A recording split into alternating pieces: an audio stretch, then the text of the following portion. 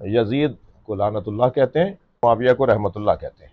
KPK میں خاص کر پڑا چنار میں یا ہماری انہی علاقوں میں امن کیسے آئے گا اور یہ کیسے ٹھیک ہو سکتے ہیں؟ پاکستان کی 4 مشکلات ہیں۔ نااہل افسران، کرپشن ہے، رشوت خور ہیں، حرام خور ہیں۔ بسم اللہ الرحمن الرحیم۔ ناظرین، آپ دیکھ رہے ہیں سید اظہار خان۔ آج میرے ساتھ موجود ہے پاکستان کے، پوری دنیا کے اور خاص کر کے ہمارے شیعوں کے ایک رہنما اور مشرق کا ستارہ علامہ سید شاہ حسین نقوی صاحب۔ آغا صاحب کیسے ہیں؟ ٹھیک؟ میں ٹھیک ہوں، آپ کیسے ہیں؟ الحمدللہ ٹھیک بہت ہوں۔ شکریہ۔ یہاں پر آ کے بہت خوشی ہوئی۔ بہت شکریہ۔ آپ سے آغا صاحب کچھ سوالات پوچھتا ہوں، اگر آپ اجازت دے دیں تو۔ بسم اللہ۔ آغا صاحب، آپ صاحب علم ہونے کی حیثیت سے یہاں ہیں، لیکن وہ کون سی بات ہے جس نے آپ کو یہاں آنے پر مجبور کیا اس ماحول میں؟ اس پر ذرا بات۔ بسم اللہ الرحمن الرحیم۔ جی، میں یہاں حاضر ہوا، یہاں کے مومنین کی محبتوں کے پیغامات تھے، مسلسل دعوتیں تھیں۔ ہنگو، کوہاٹ اور یہ پورا خطہ پارا چنار تک اہل دل کا خطہ ہے اور بہادروں کا خطہ ہے، اہل علم کا علاقہ ہے، محبت سے بھرپور سرشار شہریوں کا خطہ ہے۔ تو ایک عرصے سے پیغام تھا ہنگو میں، خاص طور پر مجلس سے خطاب میں نے آج تک نہیں کیا تھا، جی تو محبتوں سے جواب دینے آیا ہوں۔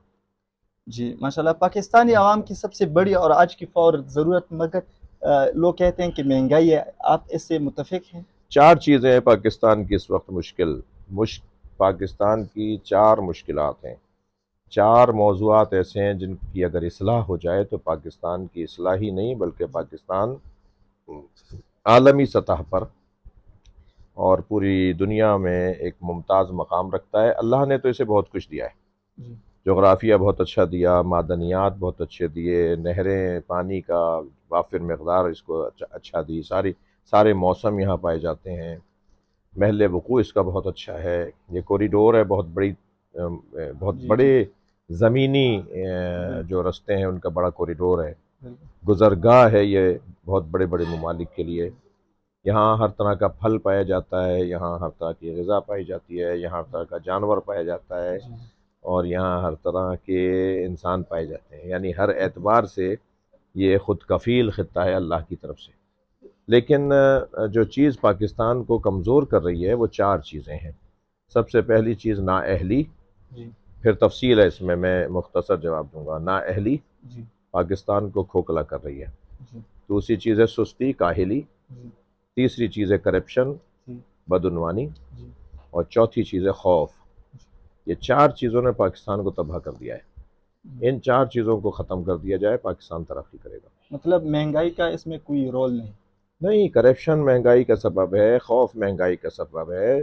میں نے تو آپ کو بنیادی چیزیں بتائی نا، جی آپ تو ایک چھوٹی چیز پر جی جی نشاندہی جی کر جی رہے ہیں، جی یہ تو خود ہی ٹھیک ہو جائے گی۔ جی اگر یہ 4 چیزیں ٹھیک ہو جائیں جی تو مہنگائی نہیں، تعلیم کا بھی یہاں مسئلہ ہے، صحت کا بھی مسئلہ ہے، ایک چیز تھوڑی ہے، جی بدامنی کا مسئلہ ہے۔ جی تو پھر آپ مہنگائی پر بات کریں گے تو پھر صاحب کا سوال آئے گا کہ صاحب بدامنی کو کیا کریں؟ تو یہ 4 چیزیں آپ غور سے سنیں میری، جی اگر یہ 4 چیزیں حل ہو گئیں تو مہنگائی ہے، بدامنی ہے، تعلیم کی کمی ہے، جی بہت سارے اور پریشانیاں ہیں، وہ سب ٹھیک ہو جائیں گی۔ دوبارہ دہرا رہا ہوں، نااہلی، نااہل افسران جی اگر اہل ہوتے ہیں تو وہ سست ہوتے ہیں، دوسری عنوان سستی ہے، تیسرا عنوان کرپشن ہے، رشوت خور ہیں، حرام خور ہیں، اپنے بچوں کو، اپنی نسلوں کو حرام کھلا رہے ہیں۔ صبح 8 بجے کا آفس کا ٹائم ہے، 11 بجے جاتے ہیں، 4 بجے تک کا آفس ہے، 2 بجے واپس آ جاتے ہیں، تنخواہ پوری لیتے ہیں۔ یہ حرام لے رہے ہیں، حرام کھلا رہے ہیں، حرام خوری تیسرا مسئلہ ہے۔ نااہلی، سستی، حرام خوری، خوف۔ بہت بڑی تعداد میں اہل افسران ہیں، حرام خور بھی نہیں ہیں، کاہل اور سست بھی نہیں ہیں، مگر ڈرپوک ہیں، فیصلے نہیں لے پاتے، ہمت نہیں کرتے، ان کے پاس برجستگی نہیں ہے، ان کے پاس فیصلہ لینے کی صلاحیت نہیں ہے۔ اگر یہ 4 چیزیں ٹھیک ہو جائیں تو باقی سب چیزیں ٹھیک ہو جائیں گی۔ جی جی آخری سوال ہے سر، KPK میں خاص کر پڑا چنار میں یا ہماری انہی علاقوں میں امن کیسے آئے گا اور یہ کیسے ٹھیک ہو سکتے ہیں؟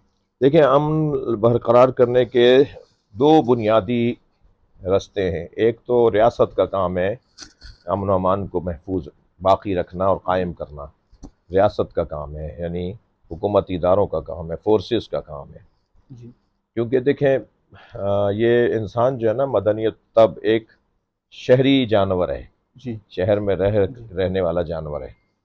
اگر یہ شہر میں رہنے والا جانور ہے تو یہ تو آپس میں لڑے گا. اسے کوئی کنٹرول ہونے والا قانون ہونا چاہیے اور قانون پہ عمل کرنے والے ادارے ہونے چاہیے. جی تو اس کو لڑنے سے بچانا ہے. لڑائی بدامنی ہے نا، بدامنی لڑائی ہے نا. جی اس کو لڑنے سے جب ترجیحات مختلف ہیں، رجحانات مختلف ہیں، خواہشات مختلف ہیں، تمنائیں آرزوئیں مختلف ہیں. جتنے ہم یہاں بھی اگر تشریف فرما ہیں، ہر ایک کی آرزو خواہش علیحدہ ہے. جب خواہشات مختلف ہوں اور وہ سب ساتھ رہتے ہوں تو تضاد سامنے آئے گا. جی جب تضاد سامنے آئے گا تو اس تضاد کو کنٹرول کرنے کا نام ہے قانون کا. جی قانون تضاد کو کنٹرول کرنے کو کہا جاتا ہے. جی اس قانون پہ عمل کرنے والے فورسز ہوتی ہیں، ادارے جی ہوتے ہیں جو قانون نافذ کر رہے ہوتے ہیں. تو پہلا کام تو اداروں کا ہے، حکومت کا ہے. آئین بنا ہوا ہے ماشاءاللہ، بہت اچھا آئین ہے.